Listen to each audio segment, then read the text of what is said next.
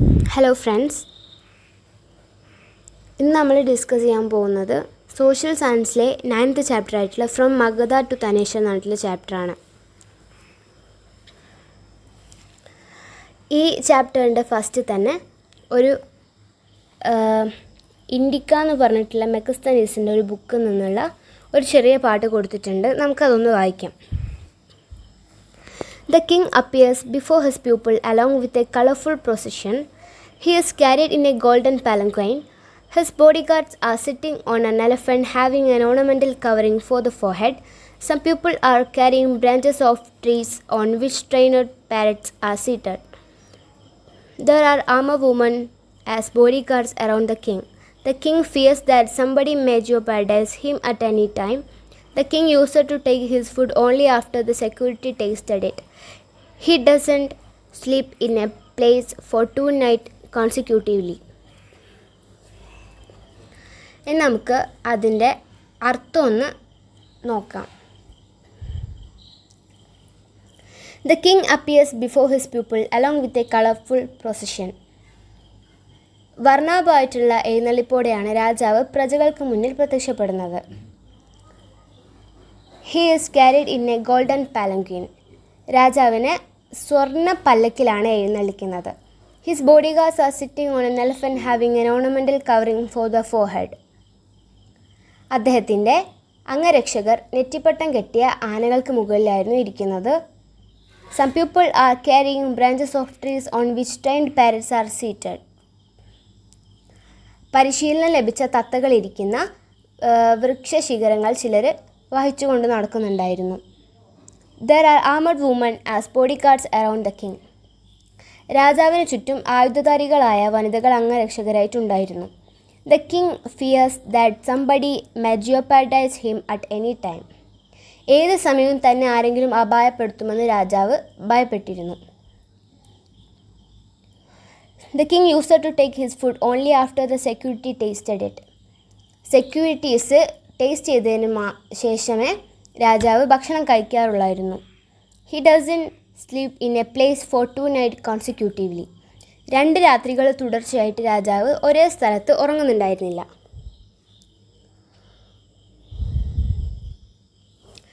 അപ്പോൾ ഈ ഒരു പാട്ട് മെഗസ്തനീസിൻ്റെ ഇൻഡിക്ക എന്ന് പറഞ്ഞിട്ടുള്ള പുസ്തകത്തിലുള്ളതാണ്. This is a description by Megasthenes who came from Greece in his book Indica. It is about the sights in the palace of Chandragupta Maurya who came into the power at Magadha in 321 BCE. ഈ ഒരു description Megasthenes, ഗ്രീസിൽ നിന്ന് വന്ന മെഗസ്തനീസിൻ്റെ ഇൻഡിക്ക എന്ന് പറഞ്ഞിട്ടുള്ള ബുക്കിൽ നിന്നുള്ളതാണ്. ഇത് മഗധ രാജ്യത്ത് ഉള്ള രാജാവായിരുന്ന ചന്ദ്രഗുപ്ത മൗര്യയുടെ പാലസിലുള്ള കുറച്ച് കാഴ്ചകളാണ്. ഇനിയൊരു ക്വസ്റ്റ്യൻ തന്നിട്ടുണ്ട്. What do you understand about the Maurya reign from the description? Maurya രാജവംശത്തെക്കുറിച്ച് നിങ്ങൾക്ക് ഈ ഒരു ഡിസ്ക്രിപ്ഷനിലൂടെ എന്താണ് മനസ്സിലായിട്ടുള്ളത്? അപ്പോൾ ആൻസേഴ്സ് നോക്കാം. The king received tough security. രാജാവ് വളരെ കർശനായിട്ടുള്ള സെക്യൂരിറ്റീസ് യൂസ് ചെയ്തിരുന്നു. The king fears his enemies. രാജാവ് തൻ്റെ ശത്രുക്കളെ ഭയപ്പെട്ടിരുന്നു. In the palace there were a vast arrangements. ആ ഒരു കൊട്ടാരത്തിൽ വളരെ വാസ്റ്റായിട്ടുള്ള അറേഞ്ച്മെൻറ്റ്സ് ഉണ്ടായിരുന്നു. ഇനി അടുത്തതായിട്ട് ഒരു ഡിസ്ക്രിപ്ഷൻ കൊടുത്തിട്ടുണ്ട്.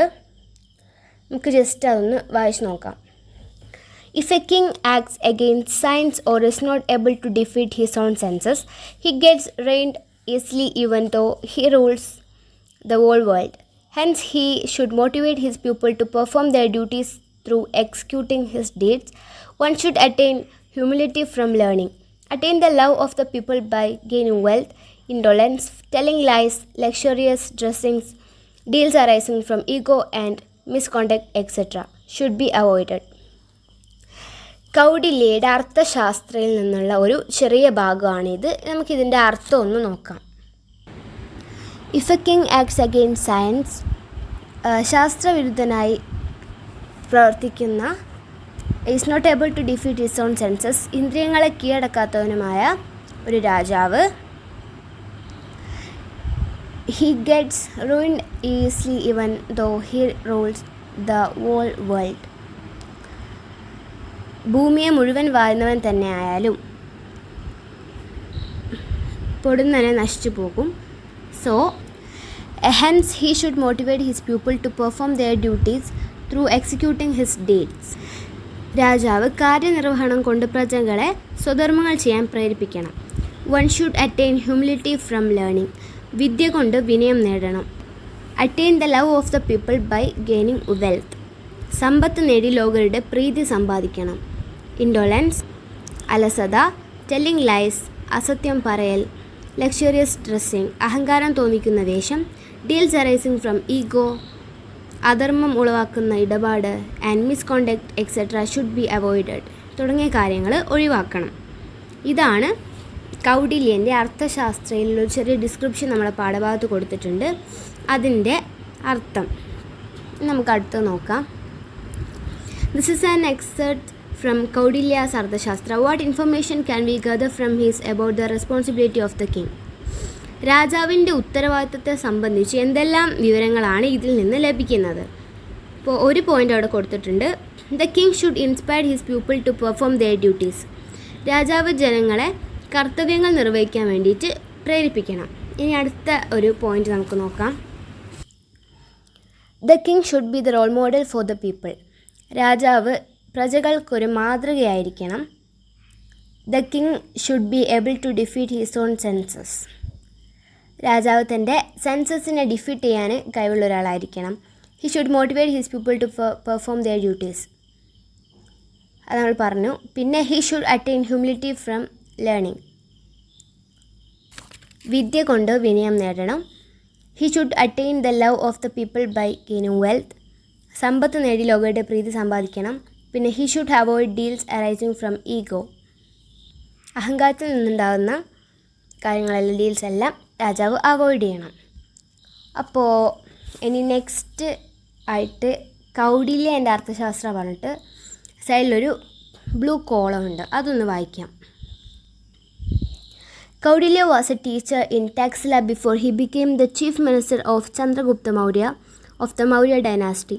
He was known by the names Chanakya and Vishnugupta. His contributions were in the field of philosophy, economics, law, statecraft, etc. His book Arthashastra, written in Sanskrit, gives a detailed description of statecraft.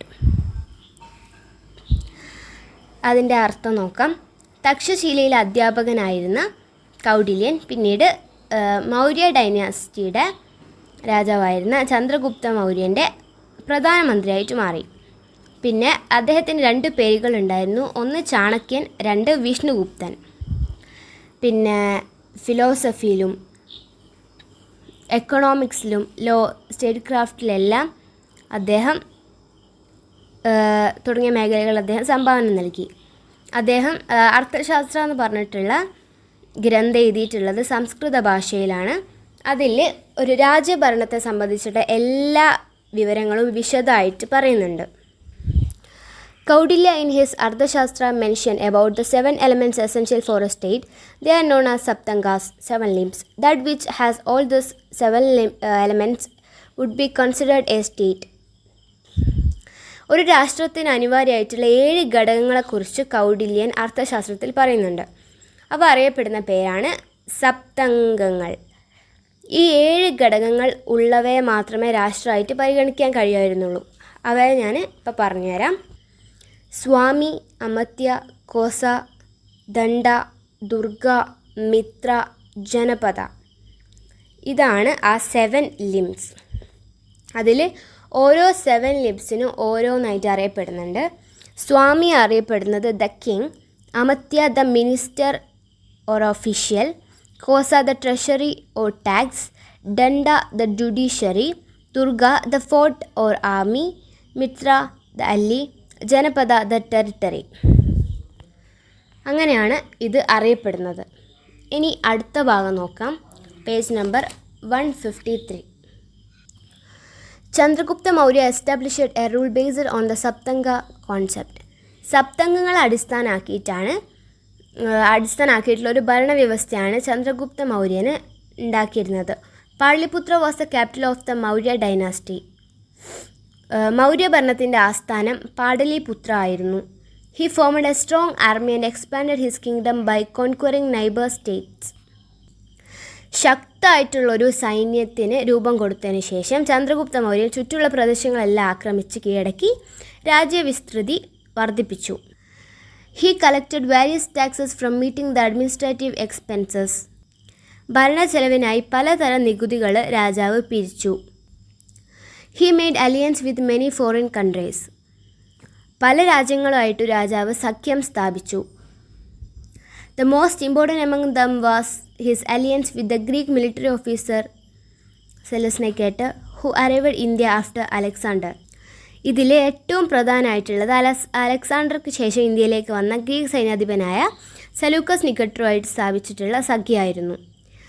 Megasthenes was the ambassador of Seleucus Nicator to the court of Chandragupta Maurya. Chandragupta മൗര്യൻ്റെ കൊട്ടാരത്തിലേക്ക് Seleucus Nicator അയച്ച പ്രതിനിധിയായിരുന്നു Megasthenes. Chandragupta Maurya was a head of the administration and judiciary. ഭരണത്തിൻ്റെയും നീതിന്യായത്തിൻ്റെയും തലവൻ ചന്ദ്രഗുപ്ത മൗര്യനായിരുന്നു. There were ministers and number of officials who helped him in the administration. അദ്ദേഹത്തെ ഭരണത്തെ സഹായിക്കാൻ ധാരാളം മന്ത്രിമാരും ഉദ്യോഗസ്ഥരും ഉണ്ടായിരുന്നു. ഇനി ഒരു ബ്ലൂ കോളത്തിൽ സെലൂക്കസ് നിക്കറ്റർ എന്ന് പറഞ്ഞിട്ടുള്ള ആളെ പറ്റി പറയുന്നുണ്ട്. ജസ്റ്റ് ഒന്ന് വായിച്ചു നോക്കാം. Seleucus Nicator was a military general under Alexander, the ruler of Macedonia. മാസിഡോണിയയിലെ ഭരണാധികാരിയായിരുന്ന അലക്സാണ്ടറുടെ സൈനിക തലവനായിരുന്നു സെലൂക്കസ് നിക്കറ്റർ.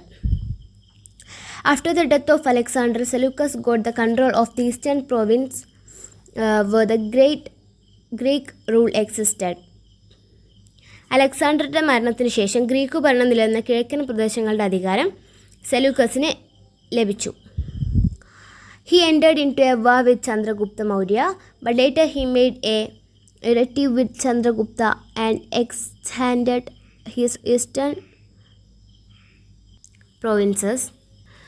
ചന്ദ്രഗുപ്ത മൗര്യനുമായിട്ട് യുദ്ധത്തിലേർപ്പെട്ട അദ്ദേഹം പിന്നീട് ഉടമ്പടി ഉണ്ടാക്കുകയും കിഴക്കൻ പ്രവിശ്യകൾ ചന്ദ്രഗുപ്ത മൗര്യന് നൽകുകയും ചെയ്തു. For a considerable force of 500 war elephants.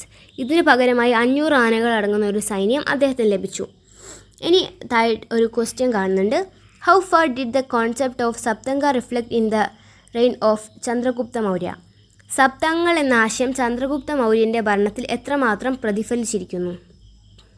അതിൻ്റെ ആൻസർ നമുക്ക് നോക്കാം. Chandragupta Maurya established a rule based on the Saptanga concept. Saptanga concept വെച്ചിട്ട് ചന്ദ്രഗുപ്ത മൗര്യ ഒരുപാട് റൂൾസ് ഉണ്ടാക്കി. Pataliputra was the capital of the Maurya dynasty. Maurya ഡൈനാസ്റ്റിയുടെ ക്യാപിറ്റൽ പാടലിപുത്ര ആയിരുന്നു. And he formed a strong army and expanded his kingdom by conquering neighboring states, Durga, the Fort Army, and Janapada, the territory. He collected various taxes from meeting the administrative expenses, Kosa, the treasury and tax. He made alliance with many foreign countries, Mitra, the ally. Chandragupta Maurya was the head of the administration and judiciary, Danda, the judiciary, and Swami, the king. There are ministers and numbers of officials who helped him in the administration, Amatya, the minister and official. ഇതിലുള്ള 7 പോയിൻറ്റ്സിലും നമ്മുടെ 7 limbs വരുന്നുണ്ട്. അപ്പോൾ സപ്തംഗങ്ങൾ എന്ന് പറഞ്ഞിട്ടുള്ള ഒരു ആശയം ചന്ദ്രഗുപ്ത മൗര്യൻ്റെ ഭരണത്തിൽ വളരെയധികം പ്രതിഫലിച്ചിരുന്നു. നമുക്ക് ഈ ഒരു ക്വസ്റ്റ്യനിലൂടെ മനസ്സിലാക്കാം. ഇനി അടുത്ത ഭാഗം നോക്കാം. The kingdom which Chandragupta Maurya formed with Magadha as its center developed into an empire. What are the factors that brought Maurya kingdom the status of the first empire in India? ഇന്ത്യയിൽ ആദ്യത്തെ സാമ്രാജ്യം എന്ന പദവി നേടിക്കൊടുത്ത ഘടകങ്ങൾ ഏതെല്ലാമാണ് മൗര്യ രാജ്യത്തിന്? 3 points കൊടുത്തിട്ടുണ്ട്. Kingdom was extensively large. രാജ്യം വളരെയധികം വിസ്തൃതമായിരുന്നു. Administration was centred on the king. ഭരണം രാജാവിൽ കേന്ദ്രീകരിച്ചിരുന്നു. Next, unified administration established throughout the whole state. രാജ്യത്തുടനീളം ഏകീകൃതമായ ഭരണസമ്പ്രദായം നിലനിന്നിരുന്നു. അപ്പോൾ ഇത്രയാണ് ഇന്ന് നമ്മൾ എടുക്കുന്നത്. ഇത് ഈ ഒരു ചാപ്റ്ററിൻ്റെ ഫസ്റ്റ് പാർട്ടാണ്. ഇനിയും പാർട്ടുകൾ ഉണ്ടാകും.